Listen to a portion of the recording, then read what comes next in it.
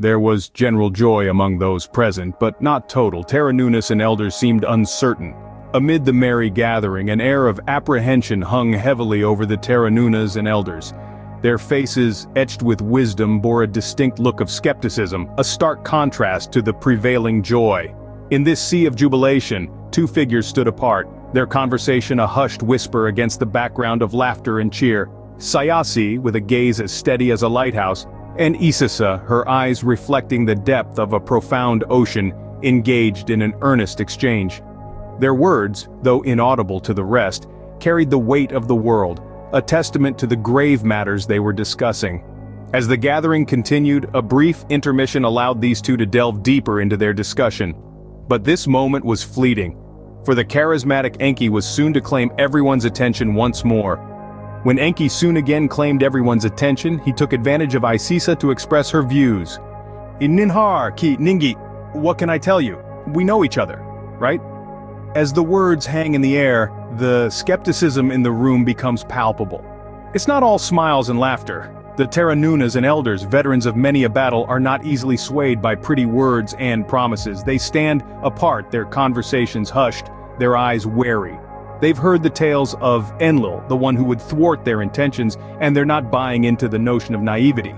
They suspect a hidden agenda, a concealed motive.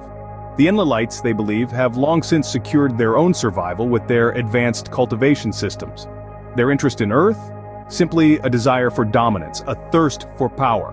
The Terra Nunus and elders are not fooled by claims of a future without hunger, of a greatly improved situation. They see it for what it is, a distraction. Their minds are set on war, on defending their home from the Enlilites. They know they can't do it alone, they need help, and they're not shy about asking for it. Are you really that naive? Or do you think we are so naive? You are hiding something from us, they challenge the Enkyites, their voices ringing with conviction. They want more than pretty words and promises, they want the means to defend themselves. Wise words from Isisa. The elderly are with her. We want weapons like yours, they state, their demand clear and firm. But the Enkyites are hesitant. They've seen the devastation of war, and they're not eager to throw their allies into the fray. They refuse to supply weapons. The Terra Nunus and elders, however, are resolute. If they must, they'll stand alone. They'll learn new systems, they'll gather strength, and they'll prepare for what they believe to be inevitable. So the skepticism remains, the suspicion lingers. The Terra Nunus and elders are not convinced. They want more than just words. They want action. And above all, they want the means to defend their home.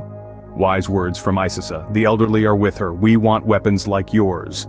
Oh, we have let too much time pass. Your feelings have already been disturbed, and you only think about wars.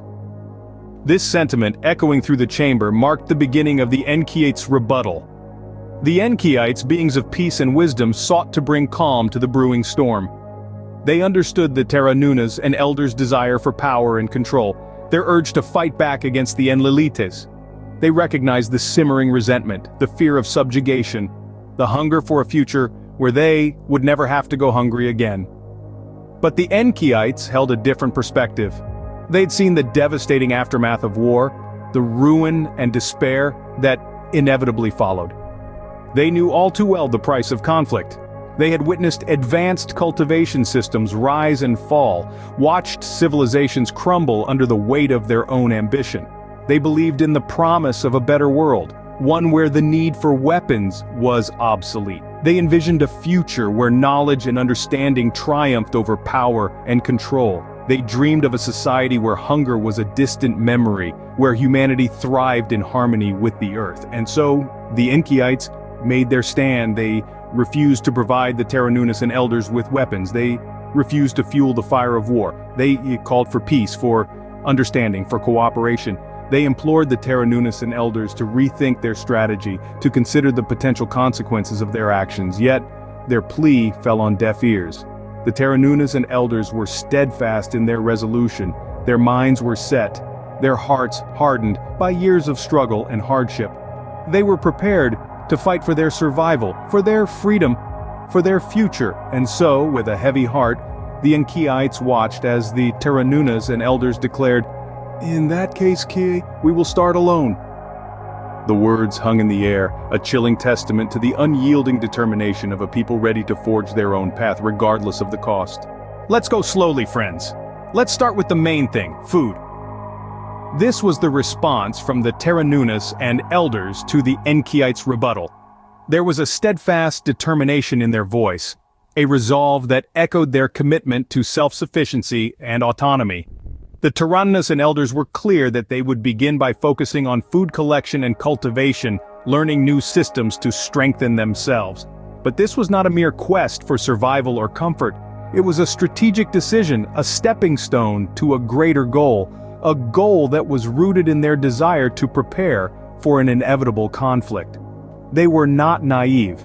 They understood that they could not wage war against the Enlilites alone.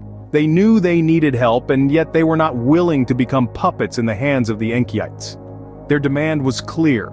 They wanted weapons, they wanted to be armed for the battle that they believed was looming on the horizon.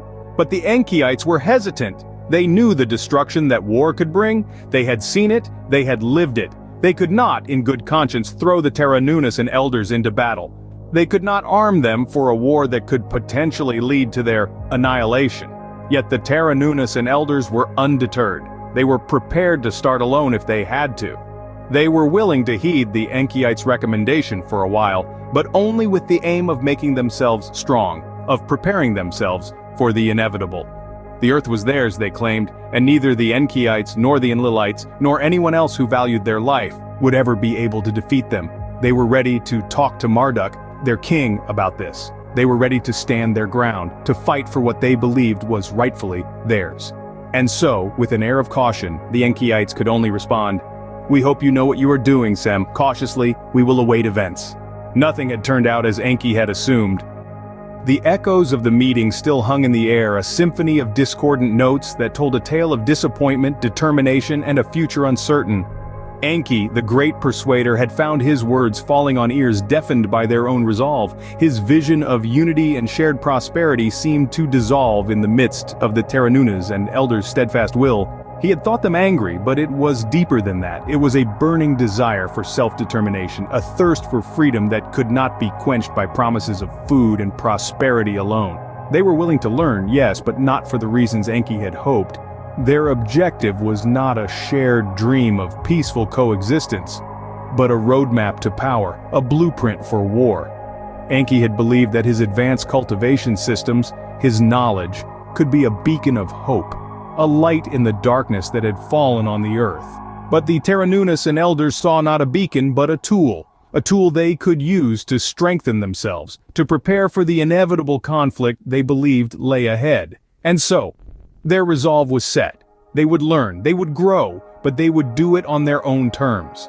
They would take Enki's knowledge, but they would not be bound by his vision. They would walk their own path, guided by their patriarch Noah and his wife, Nama. It was a bitter pill for Enki to swallow. The taste of defeat was sharp on his tongue, but he held his peace. He would watch and wait, hoping that wisdom would prevail over wrath, that peace would triumph over war. The third covenant remained in the air, a promise unfulfilled, a future uncertain. And so the reset was truly underway after more than 300 years wandering between fam. The echoes of the meeting faded into silence, replaced by the quiet hum of determination. A new chapter had begun, a story yet unwritten. Only time would reveal the path it would take.